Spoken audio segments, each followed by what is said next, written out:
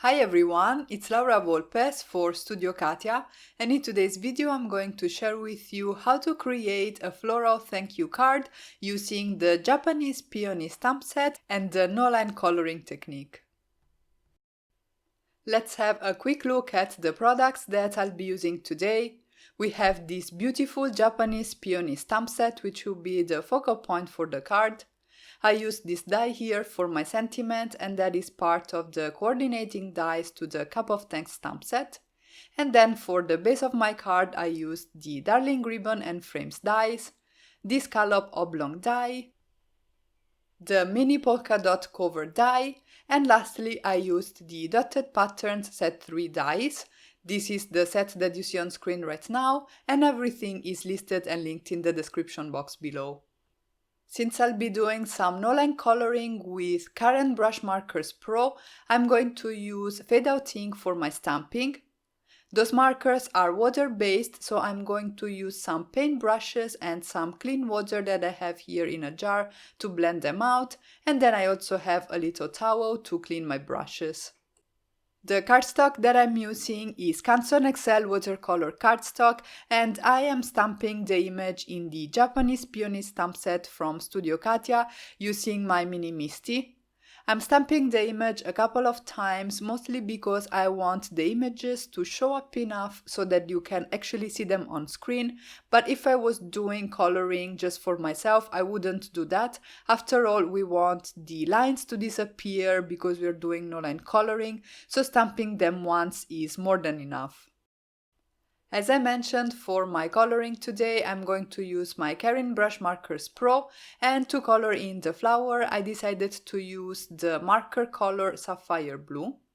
I started by laying down the color in the areas where I thought the shadows would be, and then I blended everything out with a paintbrush loaded with clean water.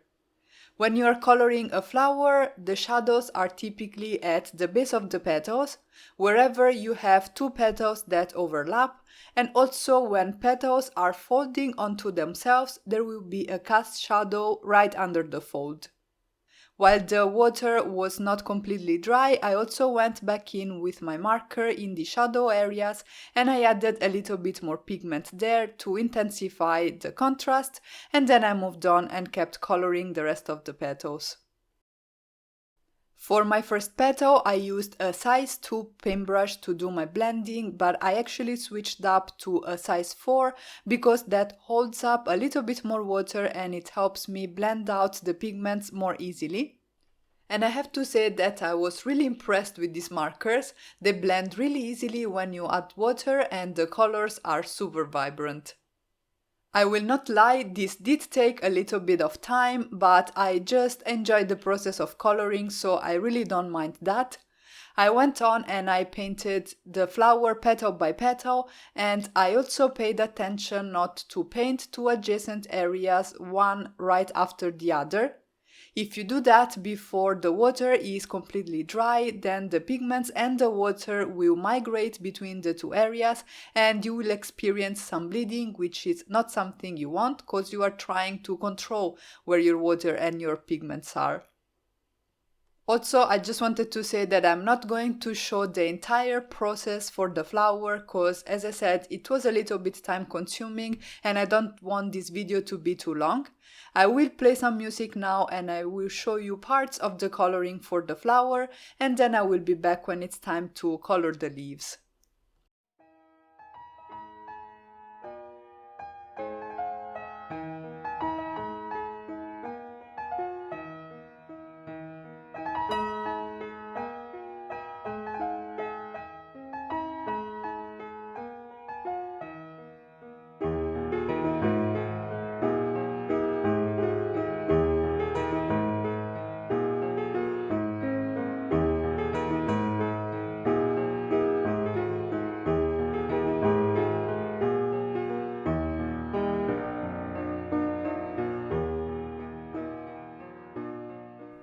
Actually, I am back a little bit sooner than I said I would be because I wanted to comment real quick on this type of petals.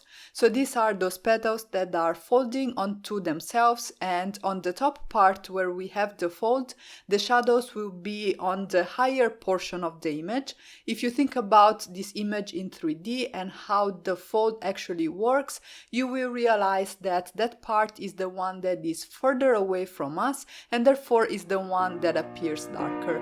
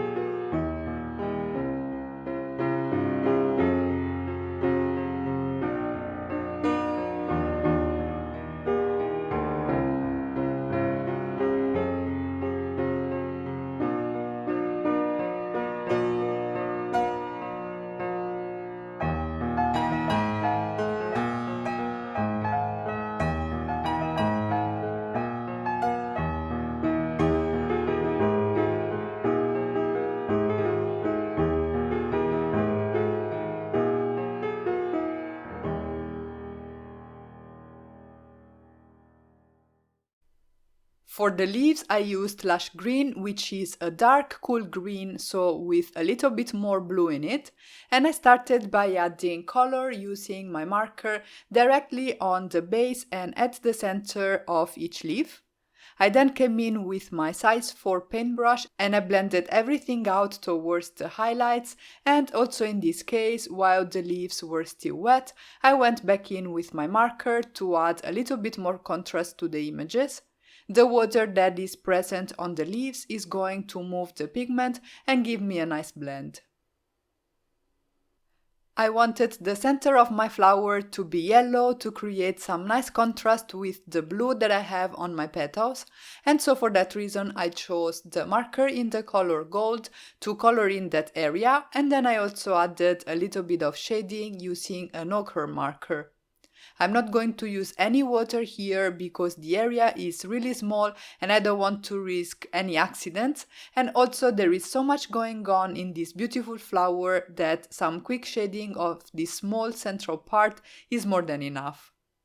Once I was done coloring and the image was completely dry, I die cut it with the coordinating dies, and then I also did some more die cutting to create the elements for the base of my card. I die cut some lilac cardstock using the Darling ribbon and frames dies, and then I created this panel here out of some vanilla cardstock by combining the dotted patterns set 3 dies with the mini polka dot cover die. Everything is by Studio Katia, and as I said, everything is listed and linked below. I then created an opening in this panel using the Scallop Oblong die by Studio Katia, and this left me with a window which has a nice stitched detail all around. I also die cut some more lilac cardstock using that same die, and you can see here that when I try and nest it there is a little bit of a gap, and this is because the Scallop Oblong die does not only cut that central shape but also cuts a thin frame all around. You can see it here in the die, and this is such a nice detail. And to spice things up a little bit, I decided to create a thin frame out of that same vanilla cardstock rather than using the lilac one that I had from die cutting that focal point. At this point everything was ready and I could go ahead and start assembling my card. I started by adhering this polka dot panel here to my card base, and I used some Studio Katia liquid glue to glue them down. I also added some liquid glue to the back of this thin frame, and I'm adding just tiny little dabs of glue all around so that I'm sure that the frame is nice and adhered to the base of my card and also the glue doesn't ooze out. I'm using these reverse tweezers to help me handle this thin die cut, and these make it really easy to deal with smaller die cuts or more delicate elements like this one. And then I could go ahead and nest the lilac die cut inside the frame. I initially thought I would go for a portrait orientation, but then at this point I decided to swap things around and go for a landscape orientation instead. So I glued down my peony and then I moved on and worked on my sentiment. I used the coordinating dies to the A Cup of Thanks stamp set by Studio Katia to die cut some blue cardstock as well as some more Canson XL watercolor cardstock.